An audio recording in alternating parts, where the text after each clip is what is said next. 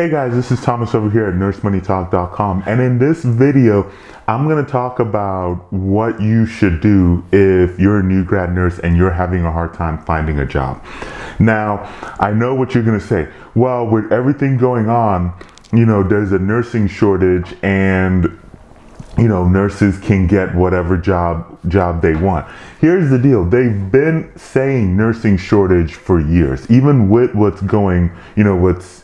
currently going on right now in the world. Like, that didn't change the fact that they've always been calling nursing shortage. But yet what you will see is that there are still nurses, especially new grad nurses, who will have a hard time finding a job, depending on where they live, and that's the key thing, or depending on what specialty of nursing you actually want to get into. Now, before I get into this though, if you haven't already subscribed, I want to go ahead and invite you to hit that subscribe button.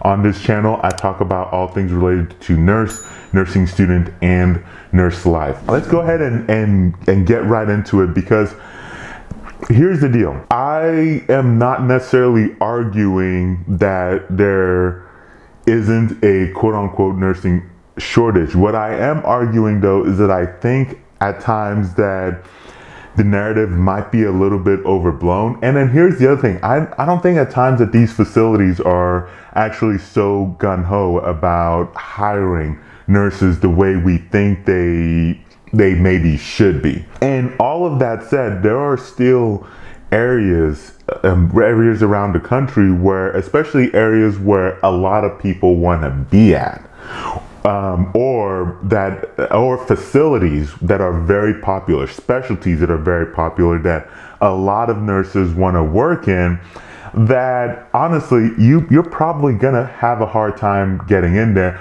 Or if you're a new grad nurse especially, you're probably gonna have a hard time breaking in. And so this is what I want to specifically focus on. And the first tip that I would give any new grad nurse before you even graduate is to check your professional network. And by professional network, and even also check your social network as well. So talk to your nursing professors. Make sure they know about it. If you work as a nurse aide, as I've recommended in a lot of videos, especially at the facility or the department that you ideally want to work in, make sure that they know, that the nurses know, that the hiring manager knows that you're about to graduate and you're looking for a job. Make sure your family knows, your friends know. I'm not saying be annoying about it, but at the same time, it shouldn't be a secret, because you would be surprised how many times, people find jobs or find opportunities just because they make sure that everybody around them know.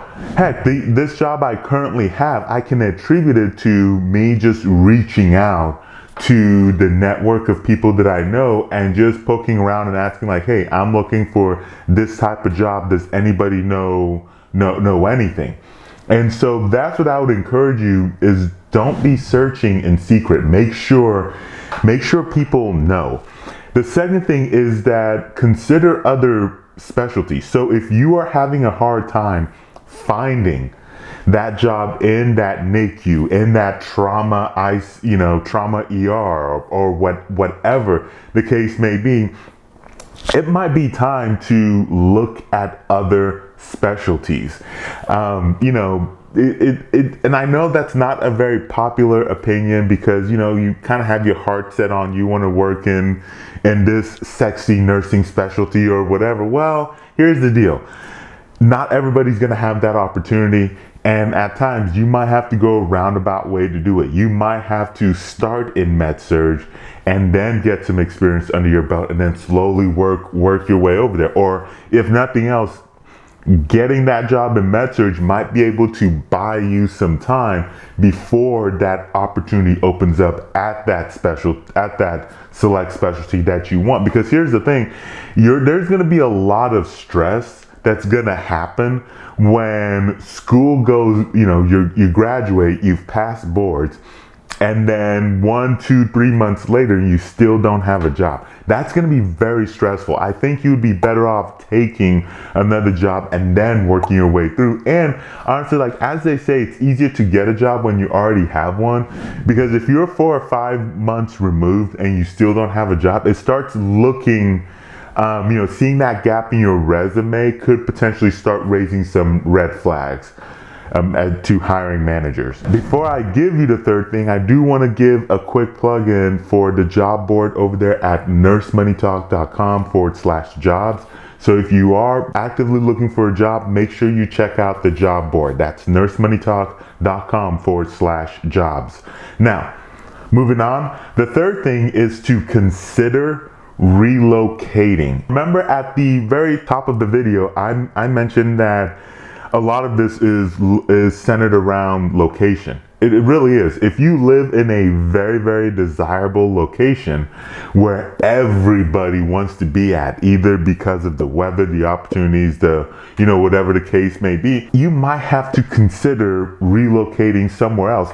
On the other end of that, if you live in an area where it's on the extreme end, where there's very little opportunities, like you live in a very rural area where there's like that one hospital, you might find yourself in the opposite end where there's less opportunities that are available. Either way, still consider relocating. Do some research, Google best locations for nurses or whatnot, and definitely check out some of those other areas, or if nothing else, go on a job board like the one over there at NurseMoneyTalk.com and check and see where are the job openings at, where are the job availabilities at, and at that point, maybe start looking at filling out some applications and see which one you get. And so let the jobs actually decide for you. So if you have like a list of like 3 or 4 places where you wouldn't mind